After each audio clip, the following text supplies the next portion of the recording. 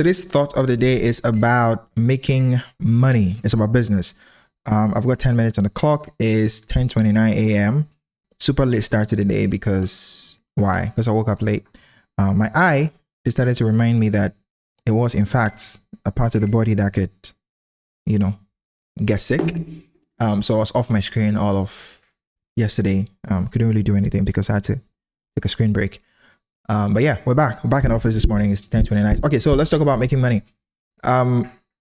If you're a small business owner or yes, anybody trying to, build anything and you've looked online for business advice, one of the advice you'll be giving is focus on the problem, right? And a slightly more sophisticated version of that is focus on the customer.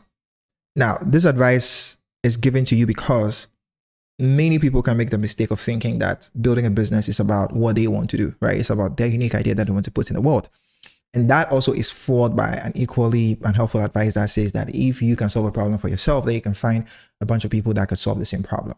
Now, those three different pieces of advice actually fall on the spectrum, right? Spectrum of like unhelpful to incomplete.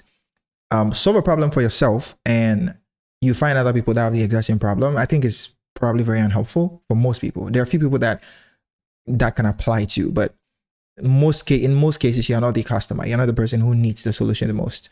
So even if you do solve it for yourself, you might find some people, but are you going to find enough people to make it a business, to make it profitable, right? So that's, I think, falls on the unhelpful side. Then there is the incomplete side. The first incomplete one is focus on the problem. It's like, well, yeah, I could focus on the problem, but not every problem is profitable, right? My friend Victor puts it this way. There may be a gap in the market, but is there a market in the gap? Not every single problem is profitable. Not every single problem is something that people want to pay for or give you money for. So you could solve a problem elegantly, but nobody really cares. The slightly better version of that advice is then focus on the customer. It's like, yeah, that's much better because then the customer can tell you what the problem is and the customer inherently has the ability to care. So if you do find a problem, if you do find a customer and that customer can articulate their problems to you, then naturally you have somebody who cares. But that's also incomplete because somebody simply caring about the problem that you have to solve doesn't mean they will give you money for it. Somebody can care about a particular problem, but is it a problem they want to part with their money to actually have solved? And I think that's the one question that over and over again, when I coach creative small businesses, and even when I'm trying to do things myself, I have to come back to, which is like, where is the money, right? So I would say maybe the business advice that I think is the great starting point is follow the money. Okay, so in my opinion, it starts with where is the money, who has the money, what problems does that person have, and then what solutions can I create to the problem. The problem is step number 3. It's not step number 1. And many people miss this and they suffer for it. So they will find a solution that they think is incredible, they will build it, and then it's crickets. But I've always find that just going where the money is really, really important. Now, when people hear this, it might sound not impactful or not like altruistic, right? It's like you're just chasing the money. And my response to that is, yeah, of course. Like, why are you starting a business, right?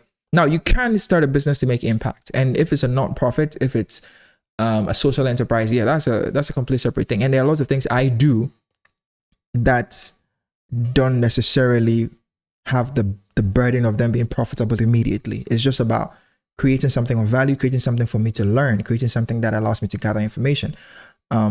So that's a category that exists. But if you're building anything to actually make money right now, to be sustainable, to be profitable, you always have to start with the money. You have to start with who has the financial ability to pay whatever it is, because if you don't have that, you don't have a product, right? So when you are going after a customer, the definition that I have is like, you need to have a customer that is able and that is willing to pay.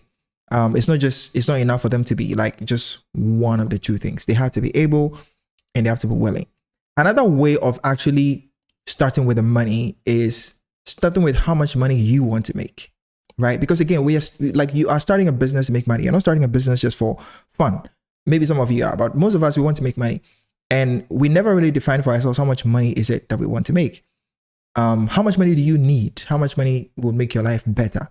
And I'm not talking about some fantasy number, right? I'm talking about a realistic number, which is another interesting thing that happens when I talk to business owners, when I consult. It's like, you don't know your numbers. Like you don't, right?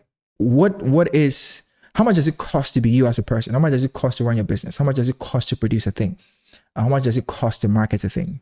How much does it cost to acquire a customer? And when a customer walks through the door, how much do you typically make from them? Those are all the numbers that you need to know. These are all numbers that you need to have at the back of your mind as a business owner. So if you do not have a number for yourself, it's hard to figure out what to do, right? I know that like I want my time priced at minimum 3,500 cedis an hour or for 90 minutes. So like if I consult for small businesses or executives, that's like how much I charge. Of course, they're like a varied range of prices based on who I'm speaking to, but that's the hourly number I want.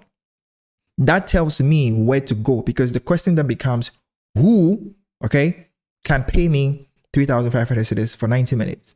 And what does that person care about? And do I even have the ability to solve that person's problem or to speak to what they need so that they can actually give me the amount of money? That goal of how much money I want to make, as arbitrary as it is, galvanizes my attention, my focus, puts me in a place where I can start to ask the right questions, I can start to think. But many people simply don't have this goal. They just kind of wing it. So we've started a business, we want to make money, but we don't know how much. We don't know how much it costs to be you. But I find that those numbers are unnecessary. Sorry. Now, this could be antithetical to some of that advice I will give certain people when I said focus on value, right? Because there's also the other side of the equation where you're just simply chasing a number, but you're not really taking any accountability and responsibility for the other side of the equation where you have to actually bring value. But I think setting the number is a goal that allows you to focus all your energy, right? So start with the money, start with how much money you want to make, start with who can pay you that money, and then start to figure out what you need to do for them, what they need. And sometimes you may realize that you don't have the skills, the abilities, you don't have all that it takes to actually go out and make that money, in which case it's a great point of evaluation for you to go like, okay, what do I need to grow? What skills do I need to have? How do I need to build myself so that I can eventually be able to go and make the money? And I think it's a great exercise for anybody who is trying to build a business, because simply solving a problem doesn't mean you have a good business. Simply finding a gap in the market doesn't mean you found a group of people that will give you money for it. I think it's a skill that needs to be learned. I think it's something that everybody has to have at the back of their minds. And if you don't know your numbers, you will not be able to make decisions that allow you get closer to any significant goal. So you can toil. You can sit and say, oh, I have the best business in the world and I have the best product and I'm simply not making any money. It's like, yeah, but who cares about though?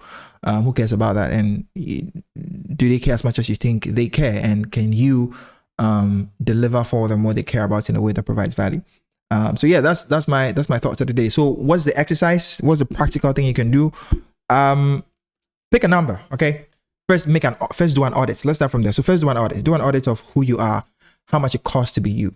If you put together your rent, your transportation, your accommodation, feeding, childcare, if you put together all the expenses that you have, plus savings and investments, how much does it cost to be you a month? How much do you need to be you? Now, once you figure that out, how much does your business need to be making to be able to pay you that amount so that you can be you? Once you have that number, that gives you the business goal. Then you can go to, okay, who can pay you that amount of money? And then you go to what do they need from you to be able to part with that money. Then you come to, can you deliver that thing? And if not, what do you need to do to be able to deliver that thing? So you work backward from that goal of like, what is the number? And all along the way, you try to keep true to the number. And if you can provide the value that's commensurate with that number, I think you make money. So that's a practical exercise. Give it a shot. Let me know how it goes. Let me know your thoughts in the comments if you agree, if you disagree. And if you know a business owner that has been sort of struggling with this idea of like they're building things but no one is coming, share this with them. I hope they find it helpful, and I'll see you in the next start of the day. Cheers.